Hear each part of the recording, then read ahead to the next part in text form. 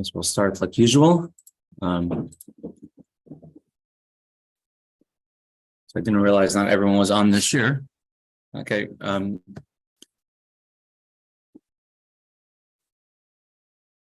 So usual start with tzedakah and some tehillim and lots of Torah. So Torah, tefillah, tzedakah. Take your pushka if you have one, and you can give some tzedakah. And I'll pass around the pushka. There's money in the pushka. Pass it around, please. And we'll say 2 chapters of tehillim. Okay. Lam not chapter 20. Lam not sayach mizmor David. Yan chad nebi sarai sakaf Hashem elhei Yaakov. Yish achazir from kodesh b'tziyini sadaka. Yizkor kom lechasacha v'los v'yadash ne'sala. Yitein lechachil v'vechav v'latzas chayimalei. And Ran and Rabbi Shua Secha Hashem Eloheinu nidgal Yimali Adinah Kom Shal Secha. Ati Adati Ki Yashia Ne Meshicha Ne Mishmekat Shebeguris Tisha Giminai. Ele Barechev Ele Basus Nachim Shem Adinah Eloheinu Naskir. Eman Karo Nafalo Nachnu Kam Nuvani Soida. Adinah Yeshia Melech Yaneinu V'Yaim Kareinu. Moshe Kapitel 150. Hallelujah, hallelujah, Bakachai, hallelujah, Bekia Uzai, hallelujah, Big Rice, hallelujah, Karai Pudlai, hallelujah, Beseka Shafar, hallelujah, Beneva Lachiner, hallelujah, Besaifu Machal, hallelujah, Minibugav, hallelujah, Betzil Shama, hallelujah, Betzil Serua, Karlan Shama, Talel, Yah, hallelujah. We'll just start. And we should have Yeshua's in Holy Land. We'll start with a very short 1-page part of a sicha from the Rebbe, which was said, amazingly, Ashkacha Pratis,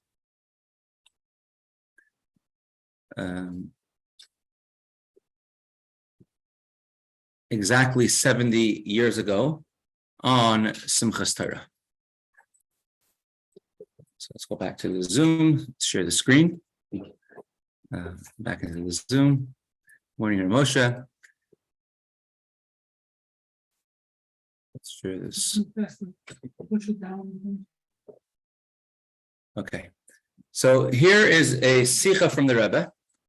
It said on Simchas Torah, the night of Simchas Torah before Akafas, in the year Tafshin Yudalit, exactly 70 years ago, 1953.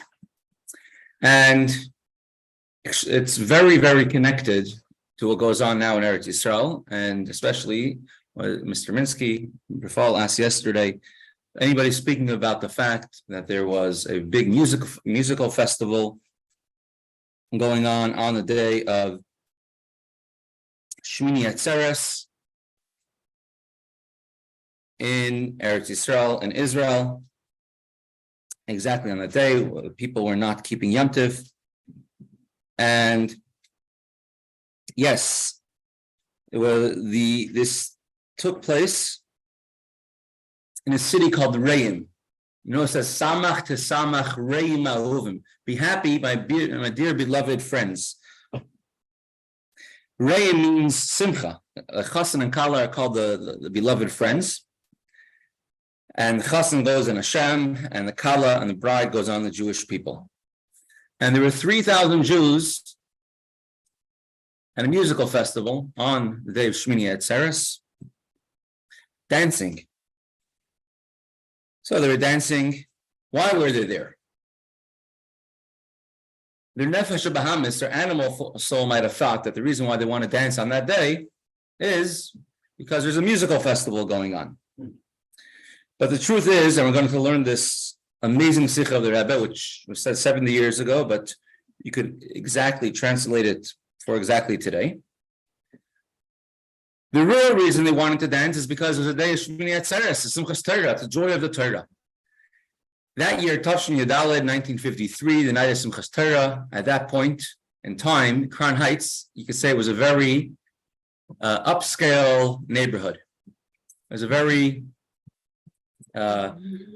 upper class neighborhood, a lot of young Jewish people, young, old. It was a very Jewish neighborhood, very, very Jewish neighborhood. Nowadays, Crown Heights is almost exclusively Caribbean Black, and Chassidim and Lubavitchers. But then it was a very Jewish, very nice neighborhood. As a matter of fact, when the Frierdiker Rebbe first came to Crown Heights in 1940, there were some of the locals who were a little bit upset that the Chassidim were going to come to our house and ruin our values of our property, and more importantly, they're going to make us feel guilty. Why are we not acting like that? And they used to ask that they should put on window shades in the windows of the yeshiva that nobody should be able to see inside. Or shouldn't, God forbid, remind us of what a Jew is supposed to look like.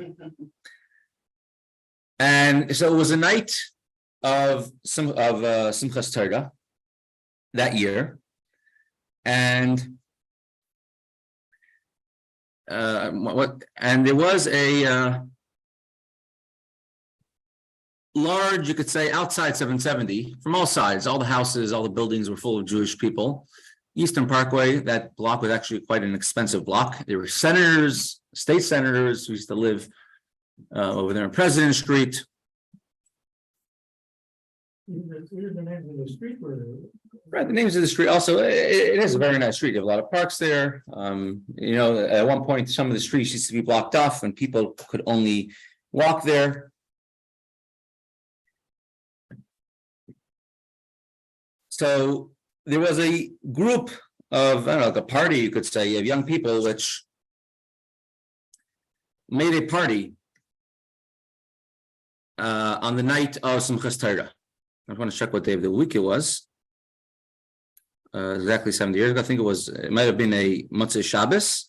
And so it was a weekend, young Jews, and they were making a party. It was, yes, like I thought it was. It was a Thursday night. Okay, but it's a weekend and they're having a big party and they took out the music and they were dancing, and having fun outside. And everybody's walking into 770 to the Rebbe's Farbrengen. I realized 770 in the year 1953 was the only upstairs of 770, not a very large room. The room itself is probably square footage wise the size of this room that we're in right now, upstairs. 770 the upstairs, right? Yeah, the entire room was probably this size. It was packed with chassidim, it was full. But everybody going into the Farbrengen of the Rebbe before Hakafas on the night of Simchas Torah had to walk right past this big party going on outside, where young, Jewish boys and girls were outside playing music and dancing. And the Rebbe is explaining about the Farbrengen, about the specialty of what is Simchas Torah, how a Jew really wants to dance with the Torah, and what's a big simcha. It's not a simcha of seichel, of understanding, otherwise we would learn Torah. It's a simcha where we close the Sefer Torah and we dance, and therefore the atzmos, the essence of every single Yid really wants to dance with a Torah. And Baal Shem Tov says that when a person is hungry or a person is thirsty, it's not because they're actually hungry or thirsty, but rather his neshama, his soul, wants to do a mission, and wants to find the spark of godliness in the world and elevate it. And therefore, if it finds a cup of coffee that it wants, a cup of juice that it wants, the neshama really wants to elevate the spark of Hashem that is in there by making a bracha on it. And therefore, one is hungry and thirsty. And that's why people want to eat and to drink, to elevate the sparks of godliness, which is in every single thing. So your body might feel that I'm hungry, I'm thirsty. But really, the real reason is that the neshama wants to go and elevate the godliness, the likus, which is inside of everything. And it could also work the opposite. If someone doesn't eat when they're hungry, then the thirst of the neshama to do its mission will overpower the body. And of course, it only works, the neshama only wants to do a mission properly, to eat kosher food, etc. So the Rebbe said that those Jews who are outside and having their gathering, they think the reason why they gathered together was to hang out and have fun. Everybody's gonna. They don't know the real reason that they want. Why do they choose tonight? Is because really they want to be happy. The neshama wants to dance and be joyous on Simchas Torah. And therefore, this urge that the neshama has got transferred to their body, and that's why they want to hang out and have music and dancing on Simchas Torah. The body, because it's so physical and so coarse, so it can make it that you're not it could do it in a way not according to halacha, not according to kedusha, not according to holiness. But the truth is that behind the celebration is the neshama which wants to dance in Simchas Torah. So you can imagine you had 3,000 Jews which gathered together. True, it was in a kibbutz called Reim, but Reim is also the idea of Simcha. It was in Day Shmini Atzeres. But of course, the real reason why they gather together is because of Shmini Atzeres and Simchas Torah. They want to be joyous with the Torah. They were dancing on the day of Shmini Atzeres. And many Jews who unfortunately die al Kiddush Hashem, while they were doing a mitzvah, which perhaps bodily they weren't aware of, but the neshama was definitely aware of it. And they became actually Kadoshi. Who's saying is, I'm repeating the sikh of the Rebbe from that year, and I'm saying it now. oh, okay. Good. Yeah. So let's read this sikh of the Rebbe inside. Yeshnam gam anoshim kitkabsu b'chaser yard. The Rebbe said there are people who gathered outside in the yard. The gam him rotem, and they're dancing also as well, just like at the Fabrengen we're dancing. But in the meantime, they're standing on the outside. And they don't want to enter in the inside. Therefore, we must go out and to explain to them.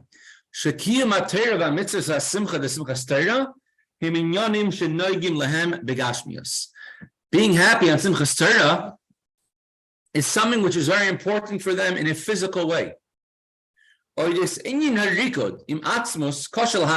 very hard to explain to them that when you're dancing on Simchas Torah, you're dancing with the essence, atmos of Hashem.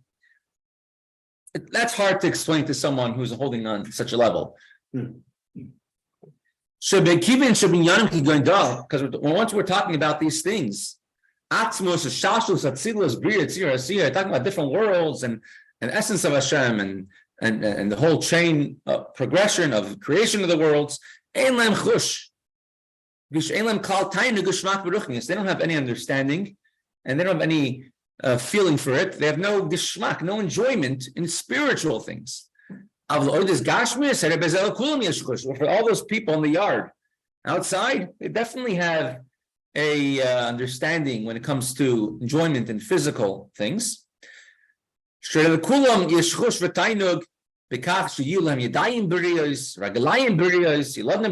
them want to definitely have healthy hands, healthy feet, healthy children. The Rebbe says, go out and explain to those people outside. What the Friedrich Rebbe wrote in a letter. The reason why a person or Jew wants to eat any specific food, because the neshama is hungry to the godly spark which is in that food. And the neshama wants to elevate that godly spark. For the neshama to elevate this godly spark, it causes the body to be hungry.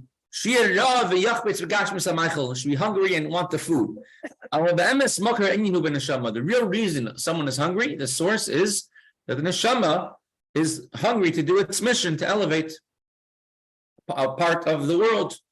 So too, the Rebbe says, in regards to us, all those who gather to dance, the real reason they gather is because the neshama is thirsty. And the neshama wants to dance on Simchas Torah with Hashem.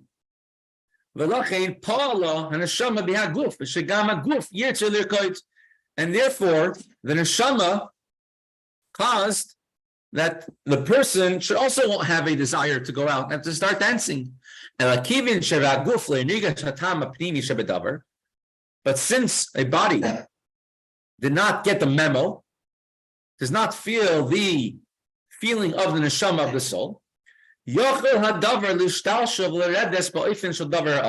is possible for it to come out in a prohibited way according to Torah. But the truth is, the source of this comes from the neshama. And therefore, those on the outside should enter, come inside, and join Simchas Torah. And to dance in a way that you're allowed to, according to Allah. And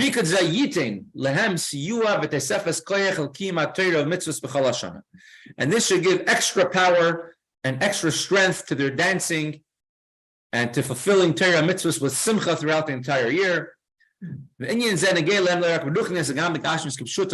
And also explain to them that this is also how you bring the physical needs. If you want to have healthy hands, healthy feet, you love them, healthy children. And everything that comes to Jewish people physically comes because spiritually we do fulfill Hashem's desire. So therefore, those many thousands of Jews gathered together on the day of Simchas Torah, the real reason they gathered together was because they really wanted to dance with the Torah. And so Hashem, of course, knows the real essence of every single Jew, and should all be, they were Kedoshim, and it should be the very last Kedoshim the Jewish people ever have. Which only have Mashiach now. Yeah, I had read actually. Remember how the way all the six and something that looked negative. Exactly, but it's something that happened many years ago, but literally you could interpret it till today. Yes. I had read actually that according to halacha, even if you have actually someone who is a wicked sinner, right, and then what happens is that he's executed by the government because he's a Jew. Mm-hmm. So all of a sudden, actually, okay, now he is actually one of the Kedoshim. Right. So that undoes all of this wicked. He could have been a communist and everything that time, with going against actually his fellow Jews. We mentioned this before several times about the Beis Yosef. Mm-hmm. We mentioned how great he was. He had a malach who came to teach him Torah, and he really wanted his entire life to die al Kiddush Hashem, because he understood how it was the greatest possible thing to that a person could possibly be. But he didn't die al Kiddush Hashem. He lived a long life. I mean, he was born in Spain at the age of 3. He was expelled from Spain with the expulsion. And I think he passed away in his 80s, maybe in his 90s. I think in his 80s, very, very old age for that time. Look at the other ones at the same time period. The Ramah passed away at 36. Rizal passed away at 36. All during this time period, his life period. And it gave him tremendous pain. It was a punishment for him that he could not die al Kiddush Hashem. And I think if you read the Sefer Magid Mesharim, if I remember correctly, but don't quote me on this, he one time slept in 3 hours. Instead of waking up at midnight, he woke up at 3 a.m. I think that it was a punishment for that, but that's how big of a tzaddik he was.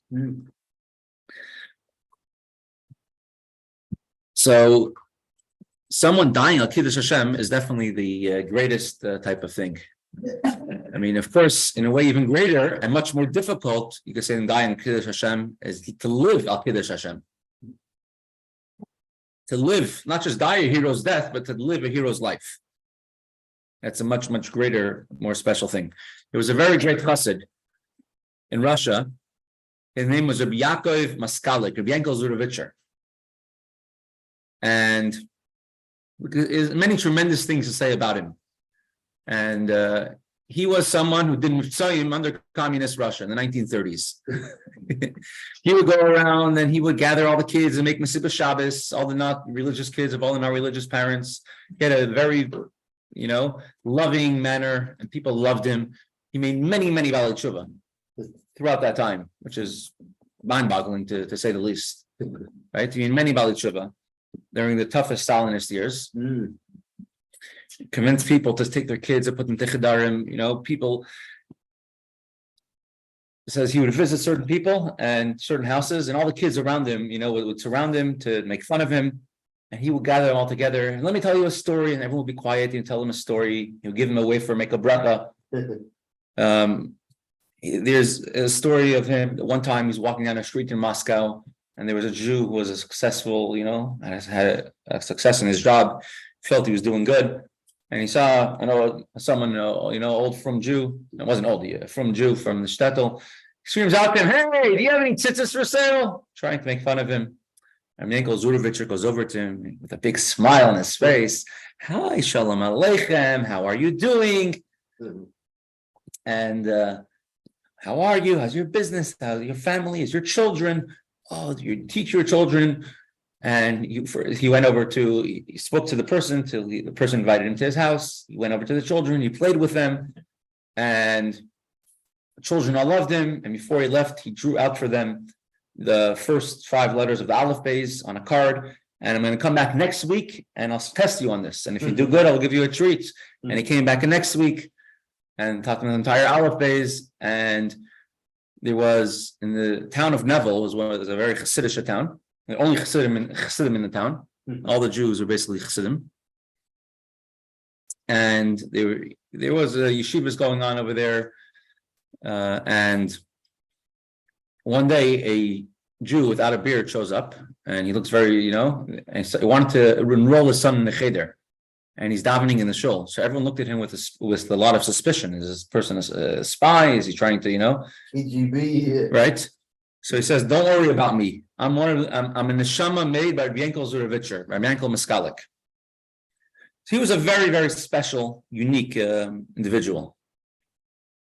I think the Friedrich Rebbe said about him, "If I had 10 such Rebbe Yankels, I could take over the entire world." He was such a very special, unique person.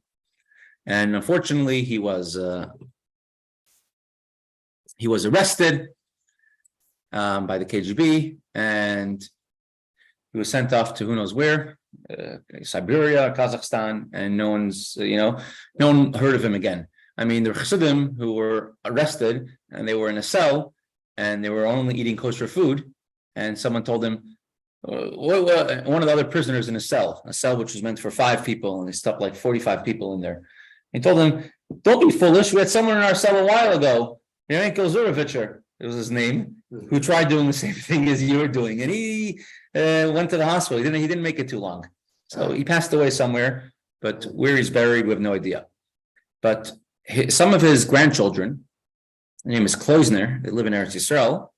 They asked the Rebbe, "We don't know what day he passed away, so we want to, set one day to be his yard site. Let's just say Kaddish and everything on that day."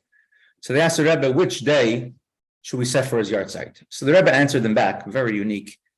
The Rebbe says, "Reb Yankel Zurovitcher does not need our Kaddish. He is so great and exalted, he does not need our Kaddish."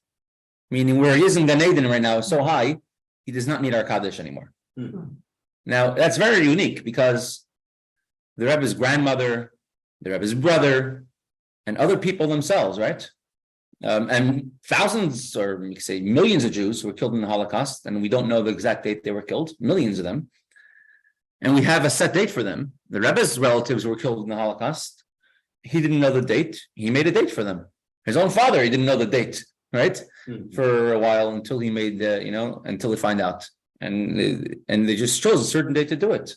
So why for Reb Yankel Zurovitcher, Reb Yankel Maskalik, the Rebbe says for him, he doesn't need a Kaddish. Other people, the Rebbe told them what dates to choose. And we don't know the answer. We just theorize that perhaps there's a difference of someone who dies al Kiddush Hashem, or someone like Yankel Zurovitcher, who in addition to dying al Kiddush Hashem, he lived al Kiddush Hashem as well. And someone very special, very unique. Anyways, so definitely we say all those people. All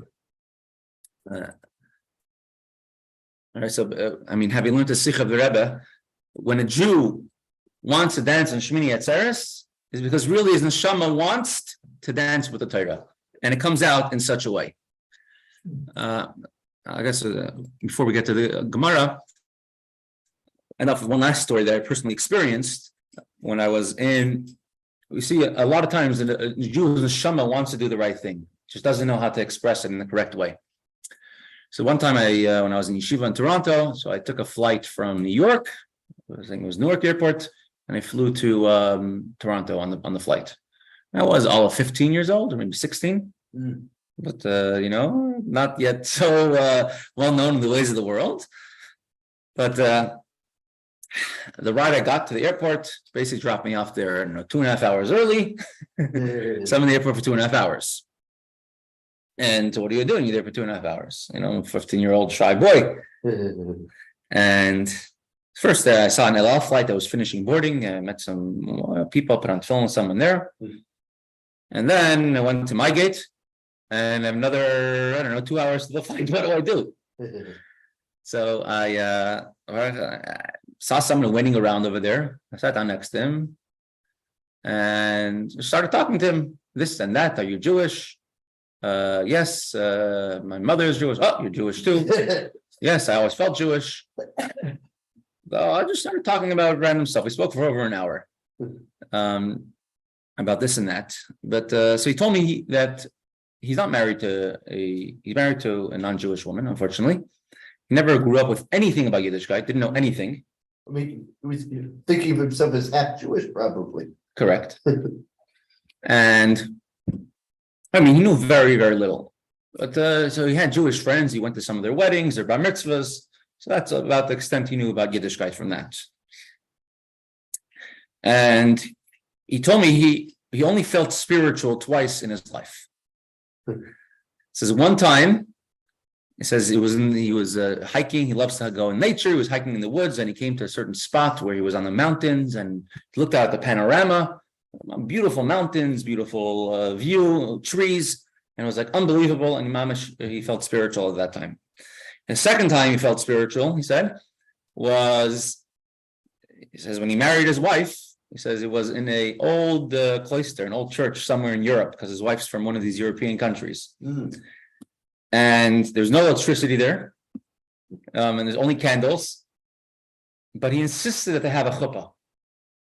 So he says when he's standing in this church, getting married with these candles, this old building, and as 800 years old, with the chuppah over him, he felt so spiritual. So it says, you realize what it was his neshama wanted to express itself. It had no idea how to, right? He had no idea how to express itself. So all he knows is the wedding is a chuppah, to do something Jewish for the wedding, and he made a chuppah. He doesn't, first of all, it's unfortunately, married to he was getting married to a non-Jew, and it was in the wrong location, and the chuppah, I don't think he had much understanding what a chuppah and makif and all that stuff. But his neshama wanted to express itself, and that's how it came out. Baruch Hashem, he put on tefillin eventually. He said it was the first time he did it. So, like the Rebbe said in that sikh we just learned, when we see many Jews gather together on the day of Shmini Atzeres, on Simchas Torah, if they have music and they're gathering to dance together, the real reason they're doing it is because the neshama wants to dance for the Torah, wants to dance with Hashem and the Torah on Simchas Torah. Like the Rebbe said about that group gathered outside 770. And this is how it comes out. And therefore, it's amazing to see how we can speak positive about every single person, about every single Jew. And but I guess at the end of the sikha, they said we should do everything we could to bring them inside, to show them how to have simcha according to the Torah. So we're holding here in the Gemara. I think there will, 20 minutes left for Gemara. Last 3 words on the page. Daf Yud Ches Amud Aleph, 18a. Tana Rabban. Our sages have taught in a brisa. Kara Seirugin Yatsa. If one read the Megillah with breaks in between, then they have fulfilled their obligation of the Megillah. They don't have to hear it again. There's 18a5, but now we're turning the page to 18b1. However, if one read the Megillah not with breaks, but rather Seirusin, out of order, meaning you change the order of the psukim around, you change the order of the words around, or the order of the chapters around, Lo Yatsa, they have not fulfilled their obligation. Reb Mona Omer, Mishum Reb Yehuda, Reb Mona says in the name of Reb Yehuda, Af B'Seirugin in Shah K'tei Ligmar Eskula Choizer L'Rosh. Even if one read the Megillah with a break, with a pause in between, the pause cannot be too long. Rather, there's a time limit, a sheer how long one should how one could stop. And if one paused for too long, they have to read the Megillah from the beginning. And that time period is if the amount of time that it takes to finish reading the entire Megillah. So let's say it takes someone, average person, 40 minutes to read the Megillah. So if I read the Megillah and then I took a pause for about 40 minutes, so then I have to read the Megillah again. If anyone is familiar with the 770 environment, someone who's been there for many years, his name is Rabbi David Mendelbaum. And he has a minyan where he reads the Torah every single Shabbos, but he's a sofer, and he reads the words very slowly and exactly, is very meduyak. So I had a friend of mine who one time was a night of Purim, and they were in a rush to get somewhere, and they came 11 o'clock at night to 770, and they wanted to hear the Megillah, and his minyan was starting right then. So they figured, okay, let's go hear the Megillah quickly, and we have to go somewhere. And they didn't realize he read the Megillah. It took him an hour and a half. Other minyanim started and finished while they were listening to his Megillah reading. So the exact shear, the time period that it takes to read the entire Megillah, I guess we have to go average. I've heard it being read in under 10 minutes by certain people. Well, I mean, that's definitely not the average. That's not the average either. Let's say 30 minutes, maybe 40 minutes. It depends, 20 to 40 minutes. It's just like you have as far as actually you consider an interruption a machinery of Shalom Aleichem Rebbe Umari, right? So the question is, well, how long is that? So I guess you go with an average. It's an average, correct. So what is it, 3 seconds or something? It's about 3 seconds, let's say, yeah. So over here you go with the average, which is not an hour and a half and not 12 minutes, rather about the 20 to 30 to 40 minute range. So if one interrupted the Megillah for that amount of time, he has to go hear the Megillah again from the beginning. Says Ramana in the name of Rabbi Yehuda. The Sifsei Chachamim writes, you don't go according to the average, rather you go according to each person individually. Oh. So according to how long it would take them to read the Megillah. Now, we're going to have an interesting Gemara. The Gemara gives a halacha psak, but it's going to, even after we give halacha, it's going to go back and forth several times. So let me tell you the actual halacha in Shulchan Aruch. And once we have that, then we'll go through the Gemara to get the back and forth discussion of what the halacha is. So the actual halacha is that if somebody read the Megillah with an interruption, even if he waited many hours, he has fulfilled his obligation. Some say that according to Ramayana, you should be strict, and therefore you should only if the interruption is up to the 20-30 minutes, the time that it takes to read the entire Megillah. Therefore, if you want to be strict for that opinion, better to hear the Megillah again, and if you're reading yourself, to hear it without a bracha. Now, if there's an interruption that wasn't your fault, let's say a soldier's in the trenches and he's listening to the Megillah, suddenly they get attacked. So now he has to fight a war, and 2 hours later he's ready to hear the rest of the Megillah. It wasn't his fault. Right, so the Mishnah Brura writes that even if it, the Alter Rebbe Shulchan Aruch brings over that if it's such a case as an oines, you don't have to repeat the Megillah. You don't have to read it? No, if it was something beyond, oines, something you're forced beyond your control. You don't have to. So you heard half the Megillah then, and then something happened. Oh yeah, oines means like a serious accident, something like that happened. Or you have to. Or robbers came, something like that happened. So then, So what do you can continue that? no, so then you don't have to hear. You still fulfilled your obligation if you interrupted. If you like to hear the Megillah again or read it again, you should do it without a bracha. If you want to listen to Reb Moina's opinion. Amar Rav Yosef says Rav Yosef, halacha ki Reb Moina mishum Reb Yehuda. Halacha is in accordance with Reb Moina in the name of Reb Yehuda, that one cannot make an interruption in the Megillah longer than the time that it takes to read the entire Megillah. And therefore, if one made, let's say, an hour break, 2 hour break in middle of the Megillah, So then they have to read the Megillah again, according to Reb Moina. Rav Yosef says halacha is like Reb Moina, but we're going to have in the Gemara different opinions who says halacha is not like Reb Moina. Amar le Abaye le Rav Yosef. Before examining who the halacha is like, the Gemara will examine how long is the time period of what Reb Moina is speaking about, the time of Kedei Ligmar Skula, the time that it takes to finish the entire Megillah. Amar le Abaye le Rav Yosef. Kedei Ligmar Skula mehecha dekoy l'seifa. When Reb Moina said that if one interrupted the Megillah long enough for one to finish reading the entire Megillah, does that mean to read the entire Megillah from where he's up to? From where until the end. So for example, let's say he's in chapter 1, it will take him 30 minutes to finish the Megillah. If he's in chapter 5, it will take him 15 minutes. And if he's in the middle of, he's up to chapter 10, it will take him 1 minute. Right? So do we say that as you progress throughout the Megillah, the allowed time, the allowed amount of interruption becomes less and less according to where you're up to? Because you need from where you're up to until you finish the Megillah. Or do we say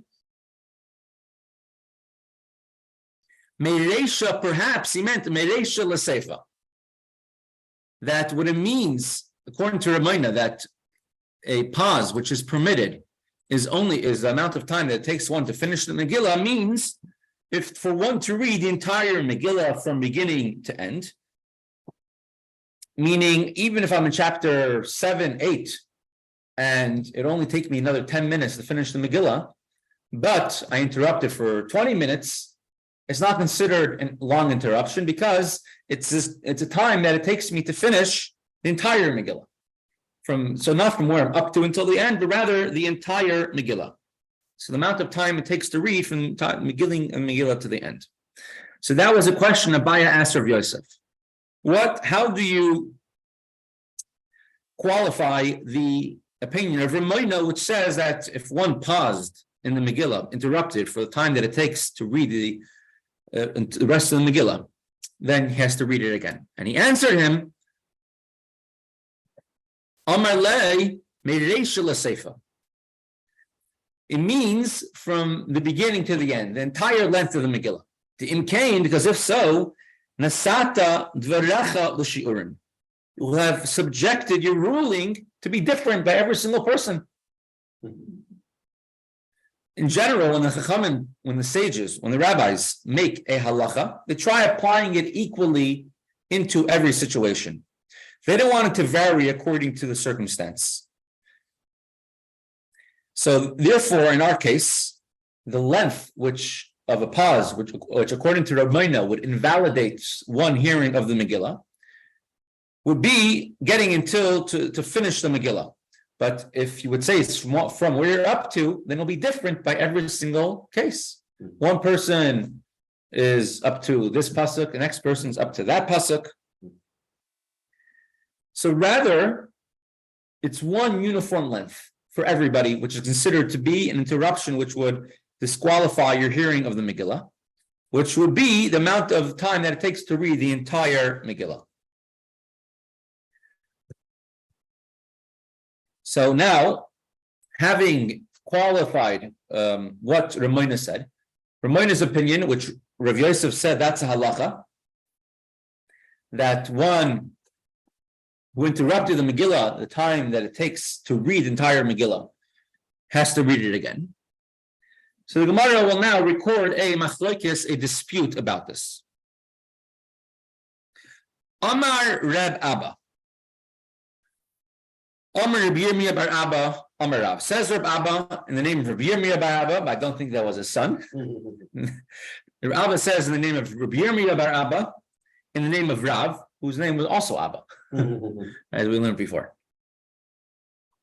Halacha ki Reb Moina. Halacha is like Reb Moina. Shmuel Amar, and Shmuel says, Ein halacha ki Reb Moina. Halacha is not like Reb Moina. So Reb Moina said that there is if one interrupted the Megillah for the amount of period that it takes to read, amount of time it takes to read the entire Megillah, Megillah is disqualified and you must hear it again. There's a rule throughout Shas, throughout the entire Gemara. Rav and Shmuel, I don't know the number, probably well over 1,000, I don't know the exact number, of machlokes and disagreements, disputes that are between Rav and Shmuel. They were both Talmidim, students of Rabbi Yehuda Hanassi, and Rav sometimes could be considered to be a Tana, from the generation of the authors of the Mishnah. They say he actually was older than Rabbi Yehuda Hanassi. There's one opinion that he was a few hundred, like lived to be very, very old, very long life. And Shmuel was of the same generation, and there are several places where you could say that even Shmuel could be considered to be a Tana from the level of the Chachamim, the sages of the Mishnah, who is able to disagree with the Mishnah. You have a similar thing actually as far as the Rishonim and Acharonim. Correct. Where it's like we have these people who lived to see both this to say, okay, now we have to see it. Do we call this person a Rishon or do we call him an Acharon? Correct. People which are at the border, because it wasn't like a certain date. Meaning one cannot argue with someone from a previous time period. A Tana obviously cannot argue with a Navi. A Amora, authors of the Gemara, cannot argue with the Tana. The Goinim cannot argue with the Gemara. The Rishonim cannot argue with the Goinim. The Achronim cannot argue with the Rishonim. And today, the Achronim, we don't really have a different title for it, but they cannot argue with an Achron. Can argue with Rebbe Kiva Eger, can argue with a Gra, can argue obviously, with Alter Rebbe, you can argue with even I would say more recent ones, whichever Goin, like I would say you wouldn't be able to argue with, right? So the more recent sages cannot argue with the previous one. So Rav and Shmuel have many machlokes and disputes throughout Shas, and there's a rule of thumb who the halacha is like.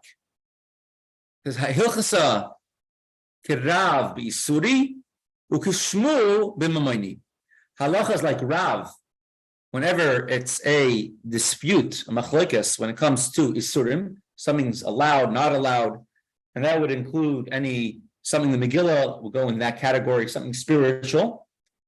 And Shmuel, halacha is like him when it comes to monetary matters, b'Mamayni. The reason is because Shmuel's Bezdin specialized in mamas, in monetary disputes, and therefore he was considered to be a foremost expert in that. And Rav, his Bezdin, excelled in Isurim, and many other things. That's what his Bezdin excelled in. So therefore, when there's a dispute, you have an argument, dispute between Rav and Shmuel, disagreement. When it comes to Isurim, the halach will be like Rav. So therefore, in the case over here of the Megillah, Rav and Shmuel have a disagreement. So whatever Rav says, the halacha is what the halacha is. Because Rav is the expert when it comes to Isurim, prohibitions. And reading the Megillah is not a monetary thing. It's not Choshen Mishpat or Even Ezer. Rather, you could say it's a Torah type of obligation, which will go into the category of Yisurim, spiritual obligations, mitzvahs of the Torah. It's interesting because monetary matters can also involve actually, of something being asked. But I guess what it is that it's like we're saying, like you say, actually, she more spiritual usually. And the monetary, is more tangible, correct? Yeah. So therefore, when Reb Abba Bar Yirmiyah says that halacha is like Reb Moina, that means halacha is like Reb Moina. Like Rav Yosef says that if one interrupted the Megillah long enough to read the Megillah, so then that would be the halacha, because we paskin, we rule like Rav when it comes to Isuri. Shmuel Amar, and Shmuel says, "Ein halacha k'Reb Moina." Halacha is not like Reb Moina, and therefore there's no limit to the interruption one could make in hearing the Megillah. And even if you interrupted 7 hours and you came back and heard the rest of the Megillah, Shmuel says that you're still Yotze, you still fulfilled your obligation of hearing the Megillah. Even though it may not be ideal, though. Correct, definitely not ideal. Many things, you should not interrupt the mitzvah. Non-interrupting between Rashi and Rabbeinu Tam, right? You should definitely not interrupt for many reasons. But a very practical reason is because if one pushes it off, it's very possible they could forget to put on Rabbeinu Tam later. Another thing is a bracha. Rashi goes on Rabbeinu Tam as well. You don't make a bracha when you put on Rabbeinu Tam tefillin. And the bracha, when you put on a Rashi, goes on Rabbeinu Tam, and therefore, right after you take off your Rashis, you should put on your Rabbeinu Tam. If one makes an interruption, so then, although in practice we don't make another bracha on Rabbeinu Tam, but you're already entering a territory which says perhaps you should make a bracha on it because you interrupted. Right? So there's many reasons why not to make a interruption. But like Dovi is saying, practically one should not interrupt. Better hear the Megillah. Bisura masna hachi. Now you might think, case closed. Halacha is like Ramayna. Not so simple. In Surah was one of the cities in Bavel where they had one of the major yeshivas for I think close to 400 years, maybe 500 years, all the way till the times of the Gaonim. I think Rav Huna was the Rosh Yeshiva in Surah. We had many great Talmidei Chachamim, Torah scholars in the city of Surah. And the two greatest cities were Surah and Pumbedisa, the two great yeshivas. So in Surah, in the yeshiva, they learned like this, like we learned until now. However, but Pumbedisa, in the other yeshiva of Pumbedisa, masnu hachi. They taught the opinions of Rav Shmuel differently. And this is how they taught it. Omar Rav Kahana says, Omar Rav says in the name of Rav, Halacha ka Rabbi Moina, the halacha is like Rabbi Moina. Shmuel Omar, Shmuel says, ain't halacha ka Rabbi Moina. Halacha is not like Rabbi Moina. And Rav Bibi masni ipcha. And Rav Bibi, however, said a little bit differently. Rav Omar ain't halacha ka Rabbi Moina. Shmuel Omar halacha ka Rabbi Moina. Now we have Rav Bibi's, his version of hearing Rav and Shmuel. Rav said, according to Rav Bibi, he says that Rav says halacha is not like Ramayna, and therefore, if one interrupted the Megillah even for 2 hours, you would be, I'd say. And Shmuel says halacha is like Ramayna, and therefore, if you want to interrupt the time that it takes, let's say 25 to 45 minutes, the time it takes to read the Megillah, so then you would have to hear the Megillah again. And since halacha in this case would be like Rav, because halacha is like Rav in Isuri, it comes to prohibitions, halacha is like Rav. And therefore, according to Rav Bibi, as being taught by Rav Kahana in the city of Pumbedisa, if one interrupted the Megillah, even for a long time, you're still Yotzei. So halacha, that is the actual halacha. That if one interrupted the Megillah, even for a long time, you're Yotzei, best to hear it again in order to listen to the opinions of how they taught in Surah and of Kahana's opinion that the halacha is like a Ramayna. And if you interrupt it, you should hear it again. And if you're reading yourself, do it without a bracha. But halacha is like Rav Bibi learns that he turns around the opinions the way he heard it. Rav is the one who said that the halacha is not like Ramayna, and therefore an interruption in the Megillah does not invalidate it. Now, why does Shulchan Aruch paskin like Rav Bibi over Rav Kahana? That what he says, what the halacha is, because seemingly we have Rav Yosef and this whole yeshiva of Surah and Rav Kahana and Pumbedisa himself who says halacha is like Ramayna, and we only have Rav Bibi who brings Rav to say that halacha is not like him, and therefore one could interrupt the Megillah. So Rav Yosef brings the words of Rav Bibi, and that will get to Mirza Hashem, I think, on Monday because it's already 12 o'clock, and it enters the topic about the idea of Yibam, Yavam. And we're going to bring a proof from Mesechta Yevamis, which learned not Daf Yomi. So that will get to Mr. Shem. Tomorrow will be a shir.